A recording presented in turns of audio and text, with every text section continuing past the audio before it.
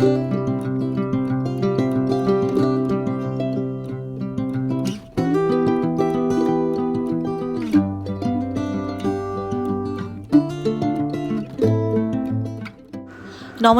কেমন আছেন সবাই? আমি নন্দিনী, আপনাদের সবাইকে আরও একবার স্বাগত জানাচ্ছি আমার চ্যানেলে আমার আর একটা নতুন ভিডিওতে।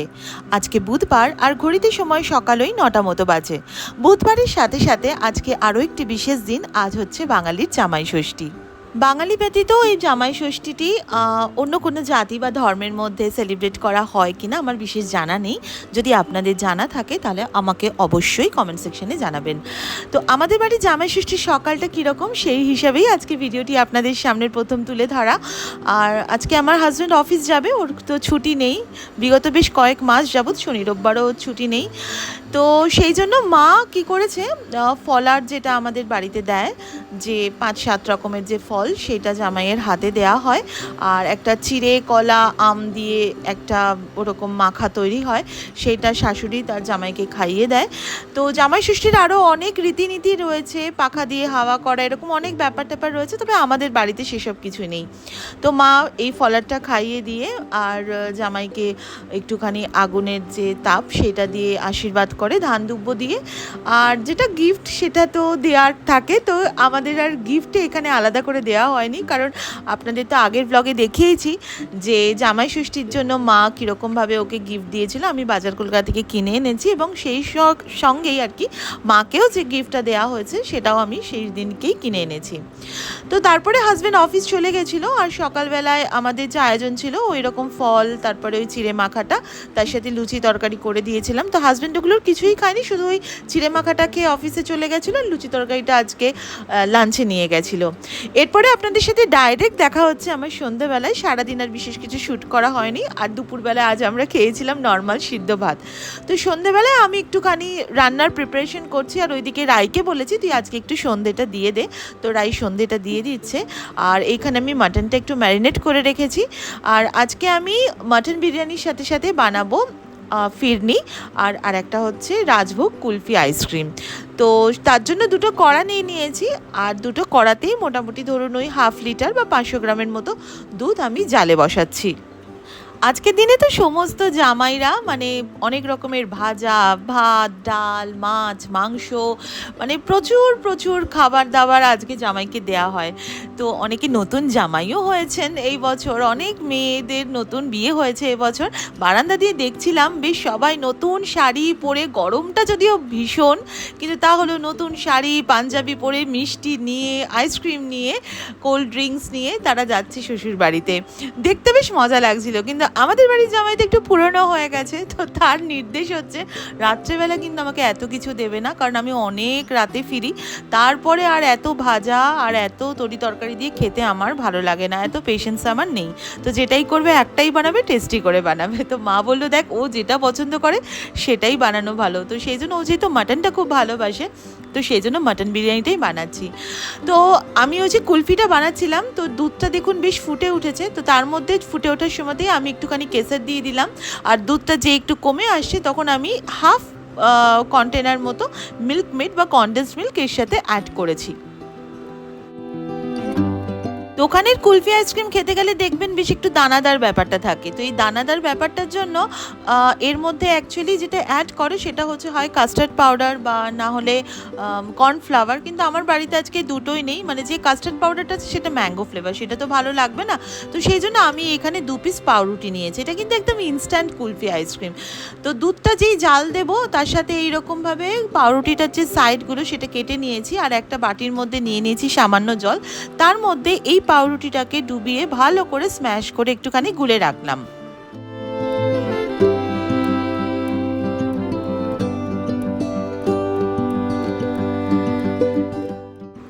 দুধটা কিন্তু জাল দিতে দিতে প্রায় 4 ভাগের 1 ভাগ এখানে কমেই গেছে।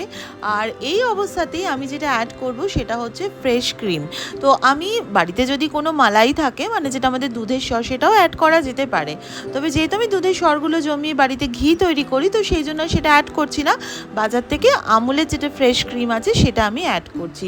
দেখবেন যে কোনো আইসক্রিম আমরা বাজার থেকে যখন কিনে খাই তার মধ্যে একটা ভীষণ ক্রিমি টেক্সচার থাকে, সেটা আর কিছুই না, সেটা হচ্ছে মানে যদি খুব ভালোভাবে পিওরলি বানানো যায়, তাহলে তার মধ্যে অ্যাকচুয়ালি দুধের জায়গায় ক্রিম দিয়ে কিন্তু আইসক্রিমটা হয়।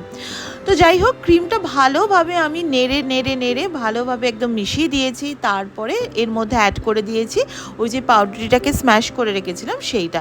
এবার এটাকে খুব ভালো করে কন্টিনিউয়াস নাড়তে হবে, আর গ্যাসের যে আগুনটা সেটা কিন্তু একদম কমিয়ে দিতে হবে। এই অবস্থাতে একটুখানি মিষ্টিটা চেক করলাম, দেখলাম যে মিষ্টিটা একটু কমই আছে, তো তার জন্য আমি একটু চিনি এতে অ্যাড করছি। আপনারা যদি মনে করেন যে পুরোটাই কনডেন্স মিল্ক দেবেন সেটা দিতে পারেন, তবে আমার বাড়িতে আজকে আর অন্য কোনো কনডেন্স মিল্কের কন্টেনার ছিল না, কারণ আমি অন্যদিকে আজকে ফিরনিটাও বানাচ্ছি। তো আর একটা কড়াতে যে ফিরনিটা বসিয়েছিলাম, তো দেখুন দুধটা আমার প্রায় ফুটে গেছে। তো আমি এর মধ্যে এই যে গোবিন্দভোগ চাল হয় সেটা ওই ধরুন 2 টেবিল স্পুন মতো ভিজিয়ে রেখেছিলাম, সেইটাকে এবার মিক্সির মধ্যে আমি বেটে নেব। আর দুধটা কিন্তু অলরেডি যেহেতু ফুটে গেছে, এবার এই চাল যে বাটাটা সেটা কিন্তু এর মধ্যে দিয়ে দেবো, আর গ্যাসটা একদম কমানো থাকবে এবং কন্টিনিউয়াস আমি এটাকে নাড়তে থাকবো।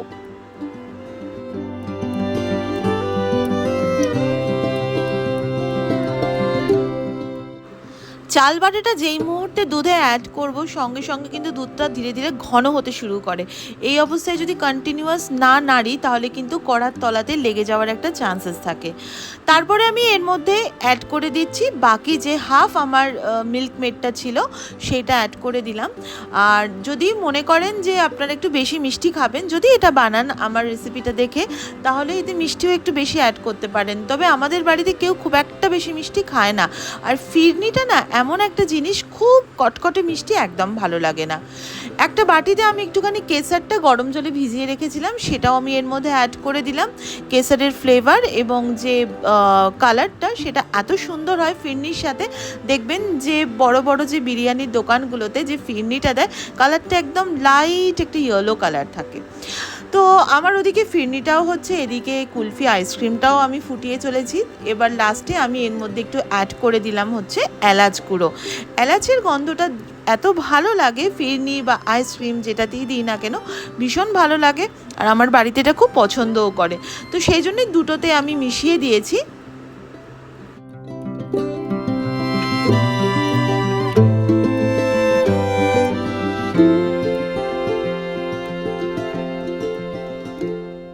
ফিরনিটার মধ্যে ভালোভাবে এলাচ গুঁড়োটা অ্যাড করার পর আমি এর মধ্যে অ্যাড করেছি কেওড়া জল, ওই 3 থেকে 4 ফোঁটা মতো। এই যে জায়গাটাই কিন্তু ফিরনির জন্য খুব ট্রিকি, কারণ কেওড়া জলের গন্ধটা যদি খুব বেশি হয়ে যায় তাহলে কিন্তু খুব বাজে লাগে খেতে, এবং মানে যে টেস্টটা সেটাও কিন্তু একটু তিতকুটে হয়ে যায়। তো এইটা খুব সাবধানে এবং বুঝে অ্যাড করতে হয়।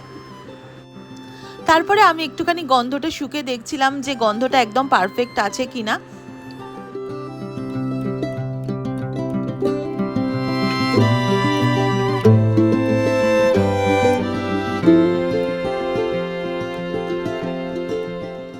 তো ফিরনিটা আমার হয়ে গেছে, এবার এটাকে নামিয়ে আমি পাখার তলায় একটু ঠান্ডা হতে দেব। আর এইদিকে আমার কুলফিটাও কিন্তু প্রায় ডান। তো আমি লাস্টে এটার সাথে মেশাবো হচ্ছে ড্রাই ফ্রুটস। তো আমার বাড়িতে ড্রাই ফ্রুটস কেউই এর মধ্যে বিশাল কাজু কিশমিশ ওই খেজুর টেজুর খুব একটা পছন্দ করে না। পেস্তা একটু অ্যাড করলে ভালো হয়, কিন্তু পেস্তা আজকে নেই, তাই শুধু আজকে আমি এর মধ্যে অ্যাড করে দিচ্ছি কাজু। কাজুটাকে একটু ভালোভাবে একদম চপ করে নিয়েছি।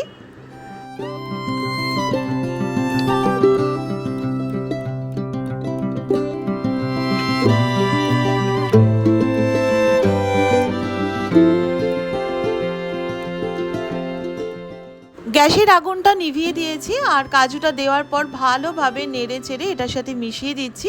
আর এটাকেও আমি ফার্স্টে পাখার তলায় ঠান্ডা করব, তারপর খানিকক্ষণের জন্য একটু ফ্রিজে ঠান্ডা হতে দেবো। এরপরে আমি যে বিরিয়ানিটা বানাবো তার জন্য যে পেঁয়াজটা ভাজবো, মানে বারিস্তাটা যে বানাবো, তো সের জন্য একটু পেঁয়াজটা কেটে নিচ্ছি। আর এই একটা জিনিসটা আমার একদম ভালো হয় না, বেশ ইউটিউব ভিডিওতে বা টিভিতে যখন কোনো কুকিং শোটাও দেখি, তখন দেখি শেফরা কি সুন্দর একদম ঝুরঝুরে একটা বারিস্তা বানায়, কিন্তু আমার না পেঁয়াজ ভাজা বা এই বারিস্তাটা একদম ঝুরঝুরে হয় না, কেমন যেন একটা সেই মাখা মাখা হয়ে যায়। তো যাই হোক, বিরিয়ানির যে আলুটা সেটাও কেটে নিয়েছি, আর আমাদের বাড়িতে বিরিয়ানির মাংসর থেকে আলুটা বেশি পছন্দ করে, তো স্বাভাবিকভাবে আমাকে একটু বেশি আলু দিতে হয়। আর পেঁয়াজগুলো একদম ঝিরিঝিরি করে কেটে নিচ্ছি, তারপরে তেলের মধ্যে ভালোভাবে ভেজে নেব। আচ্ছা, আমার বাড়ির যেরকম জামাই ষষ্ঠীর গল্পটা সেটা তো আমি আপনাদের সাথে শেয়ার করছি, কিন্তু আপনারা কীরকমভাবে জামাই ষষ্ঠীটা কাটাচ্ছেন সেটা কিন্তু আমার সাথে অবশ্যই শেয়ার করবেন। আচ্ছা, আমার ফেসবুক আর ইনস্টাগ্রাম পেজের লিঙ্ক কিন্তু আমার ভিডিও ডেসক্রিপশন বক্সে দেওয়া থাকে। ইউটিউবে যতটা ভালোবাসা দিচ্ছেন ততটা ওখানেও একটু দেবেন, তাহলে কিন্তু বন্ধুত্বটা আরও গাঢ় হবে। তো ফিরনিটা আমার ঠান্ডা হয়ে গেছে, এবারে আমি কয়েকটা বাটি নিয়ে নিয়েছি, বাড়িতে 5 জন মেম্বার, তো 5টা বাটি। তো 5টা বাটির মধ্যে এবার আমি সমান ভাগে ফিরনিটা ভাগ করে দিচ্ছি, দিয়ে এবার এই বাটিগুলোকে মানে একটা ট্রের মধ্যে রেখে নিচ্ছি। এবার এইটাকে টোটালি ট্রে সমেত আমি বাটিগুলোকে ফ্রিজের মধ্যে ঠান্ডা হতে দেব। এখন তো ধরুন ওই মানে 8:30 মতো বাজে, তো যখন আমরা খাবো রাত্রির 11টা 11:30 তখন ফিরনিটা কিন্তু একদম দারুণ ঠান্ডা হয়ে যাবে। আর ঠান্ডা ঠান্ডা ফিরনি কিন্তু বিরিয়ানির পর খেতে দারুণ লাগে। তো ওই যে বলছিলাম আমার পেঁয়াজ ভাজা বা বারিস্তা মোটেও ভালো হয় না, দেখুন কীরকম একটু ঘেটে ঘেটে গেছে না, কিন্তু কিছু করার নেই, কি আর করব। খানিকটা বারিস্তা আমি তুলে রাখছি, যখন বিরিয়ানিটা আমি অ্যাসেম্বল করব তখন তার উপরে দিয়ে দেবো। আর বাকি খানিকটা পেঁয়াজ ভাজা, আর সেই পেঁয়াজ ভাজার যে তেলটা তার মধ্যে আমি এই ম্যারিনেট করা যে মাটনটা সেটা আমি দিয়ে দেবো। মাটনটার মধ্যে কিছুই না, টক দই, বিরিয়ানির মশলা, নুন আর আদা রসুনের পেস্ট আর কাঁচা লঙ্কা একসাথে ভালোভাবে মেখে অনেকক্ষণ রেখে দিয়েছিলাম। তখন তো রাই সন্ধে দিয়েছিল, সেই সময় মানে ধরুন প্রায় 2-2.5 ঘন্টা হয়েই গেছে। তো এই ম্যারিনেট করা যে মাটনটা সেটা এবার কড়ার মধ্যে দিয়ে ভালোভাবে নেড়ে চেড়ে এটাকে কষাতে দেবো। তো হাজব্যান্ডও অফিস থেকে চলে এসছে, তো বানিয়ে নিয়েছি চা, তো একসাথে বসে একটুখানি চাও খাচ্ছি। আর আমার হাজব্যান্ড বলছে দেখি তোমার একটু ব্লগটা চালাই, তুমি লাস্ট যে ব্লগটা দিয়েছো ফেসবুকে আসছিল, তো একটুখানি চালাই দেখি কেমন বানিয়েছো। তা আমি বললাম যে প্লিজ আমার সামনে চালিও না, আমার ভালো লাগে না, আমি অনেক খুঁত খুঁজে পাই। বললো না ঠিক আছে একটু তাও দেখি। চা খেতে খেতে কিন্তু মাটনটাও বেশ ভালো মতো কষানো হয়ে গেছে। আর মাটন বিরিয়ানি করার সময় না একটু রেয়াজি মাটন নিতে হয়, মানে যাতে একটু চর্বি থাকে, কারণ যে কোনো বড় দোকানের বিরিয়ানিতে আমি দেখেছি তারা চর্বিওয়ালা মাংসটা ইউজ করে, কারণ যে চর্বি গলে যে তেলটা বেরোয় ওটাতেই কিন্তু অ্যাকচুয়ালি বিরিয়ানির যে টেস্টটা সেটা কিন্তু মানে এনহ্যান্স করে।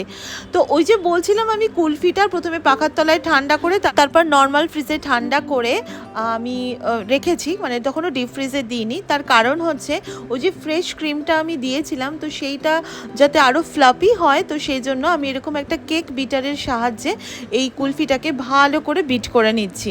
এটা কিন্তু একদম মানে কোয়ান্টিটিটা একটু বেড়েও যায়, আর ভেতরে যেহেতু ওই এয়ার বাবলসগুলো ক্রিয়েট হয় না, তখন ঠিক আমরা দোকানে কেনা যে আইসক্রিমটা বা কুলফিটা খেলে যেরকম একদম একটা নরম ক্রিমি টেক্সচার পাই, এটাতেও কিন্তু ঠিক সেই রকমই হয়। তো তারপরে আমি একটা টিফিন বক্স নিয়ে নিয়েছি, আর এর মধ্যে আমি একটা আমার যে বেকিং যে শিটগুলো হয় সেই বেকিং শিটটা একটুখানি আমি এর মধ্যে ইউজ করছি। এটা না ইউজ করলেও হয়, এটা অপশনাল, কিন্তু আমি কেন করছি, যখন আমি এটাকে কাটবো তখন না টিফিন বক্সে খুব ইজিলি বার করে নেওয়া যাবে, তো সেই জন্য এটাকে আমি ইউজ করছি। আর এর ওপরে না একটা সেলোফেনের যে পেপার হয় সেটা দিয়ে চাপা দিলে ভালো, যাতে ওয়াটার ক্রিস্টালগুলো এটার ওপরে না জমতে পারে। তো তারপরে আমি টিফিন বক্সটাকে একদম ডিপ ফ্রিজে এটাকে ভালোভাবে ফ্রিজ হতে দিলাম। আজকে রাতে তো আর খাওয়া যাবে না, কালকে খাবো, সেটা আপনাদের সাথে পরের ভিডিওতে না হয় শেয়ার করব। আর এইখানে আমি বিরিয়ানিটাকে অ্যাসেম্বল করছি। প্রথমে মাটন যে কষাটা সেটা বড় একটা হাঁড়ির মধ্যে খানিকটা নিয়ে নিলাম, তারপরে এই ভাতটা আমি অনেকক্ষণ আগেই করে নিয়েছিলাম, মানে ধরুন আর 1 ফুট ভাতটা হতে বাকি, সেই অবস্থায় নামিয়েছি। আর এখানে বিরিয়ানির আলুটাকে ভালোভাবে ভেজে নিয়েছি, তারপরে বাকি যে মাটন কষাটা সেটাও তার মধ্যে অ্যাড করে দিচ্ছি। তার উপরে লাস্ট লেয়ার যে ভাতটা সেটাকে অ্যাড করে দিয়ে তার উপরে পেঁয়াজ ভাজাটাকে ভালোভাবে অ্যাড করে দেবো।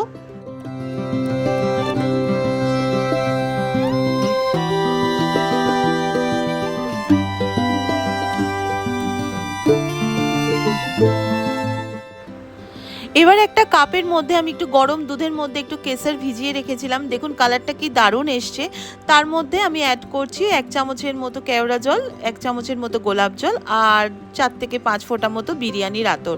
সেটাকে ভালোভাবে গুলে নিয়ে এবারে আমি এই বিরিয়ানির ওপরে আমি ছড়িয়ে দেব। আর এর সাথে আমি অ্যাড করব হচ্ছে 1/2 কাপের মতো হচ্ছে ঘি। মাংসটা ম্যারিনেট করার সময় ঘি দেওয়া যায়, কিন্তু আমি খুব একটা দিইনি, কারণ যেহেতু চর্বিওয়ালা মাংস ছিল তার মধ্যে একটুখানি পেঁয়াজও ভাজার যে তেল সেটাও ছিল, তো যতটা কম তেলে করা যায় সেটাই চেষ্টা করেছি। তো ঘিটা ওপর থেকে দিয়ে দিয়েছি আর তার সাথে একটুখানি নুন দিয়ে দিয়েছি। এবার একটা চাটু গ্যাসের ওপরে দিয়ে বিরিয়ানিটাকে ভালোভাবে দমে বসিয়ে দিলাম। আচ্ছা, এক্ষেত্রে অনেকেই হয় না আটা দিয়েও মানে চারদিকটাকে সিল করে দেন, আমি আর যেহেতু দিইনি, কারণ এই আমার যে ঢাকনাটা একদম এয়ার টাইট হয়ে যায়, তার উপরে নোড়াটা বেশ ভারী। আর এই যে দেখুন, সমস্ত জামাইদের ভগবান একটু স্বস্তি দিয়েছে, কারণ এত গরম পড়েছিল। তো এই মোটামুটি আধ ঘন্টার মতো একটু বৃষ্টি হলো, তাতে একটু স্বস্তির নিঃশ্বাস আমরা সবাই পেলাম। আর এরপরে হচ্ছে রাতের ডিনারটা আমি বেড়ে নিচ্ছি। আজ হচ্ছে আমাদের মেনু, এই যে বললাম মাটন বিরিয়ানি, তার সাথে ফিরনি আর আইসক্রিমটা কালকেই খাওয়া হবে। তো বিরিয়ানিটা এত ভালো হয়েছিল, আমি যখন এখন ভয়েস ওভার দিচ্ছি, তো কালকে রাতে সবাই খেয়ে বলেছে যে দারুণ হয়েছে। আর মাটনটা এত সুসিদ্ধ হয়েছিল না, মানে একদম দোকানের মতো হয়েছিল। তো সবাই মিলে বসে এখন আমরা বিরিয়ানিটা খাচ্ছি। আর এই দেখুন, ওই যে বলছিলাম মাংসটা দারুণ সেদ্ধ হয়েছে, মানে জাস্ট একটা আঙুলের ইয়েতেই মাংসটা একদম ছিঁড়ে আসছে। ভীষণ টেস্টি হয়েছিল, নিজে বানিয়েছি বলে বলছি না, কিন্তু সত্যি খুব টেস্টি হয়েছিল। তো ডিনার হয়ে গেছে, এবারে সবাই মিলে একটুখানি ফিরনিটা খেয়ে নেবো। তবে বাবা আর মা রাতে বললো যে না, বিরিয়ানি খাওয়ার পর আর আমরা কোনো মতেই এরকমভাবে ফিরনি খাবো না, ওতে গুরুপাক হয়ে যাবে। কিন্তু আমরা তিনজন খেলাম, তো আমি আর রাই টেবিলে বসেই খাচ্ছি, আর হাজব্যান্ড ঘুরতে ঘুরতে ফিরনিটা খাচ্ছে। তো সবার সাথে বসে এখন ফিরনিটা খাই। আর ভিডিওটাও তাহলে আজকে এখানেই শেষ করি। দেখা হবে আপনাদের সাথে নেক্সট ব্লগে, আরও একটা দিনের গল্প নিয়ে আসবো। ততক্ষণের জন্য প্লিজ আমার চ্যানেলটাকে সাবস্ক্রাইব করবেন, আর আমার ভিডিওটা পারলে আপনাদের ফ্রেন্ডস অ্যান্ড ফ্যামিলির সাথে শেয়ার করবেন। তাহলে দেখা হচ্ছে নেক্সট ব্লগে, ততক্ষণের জন্য টেক কেয়ার, টাটা।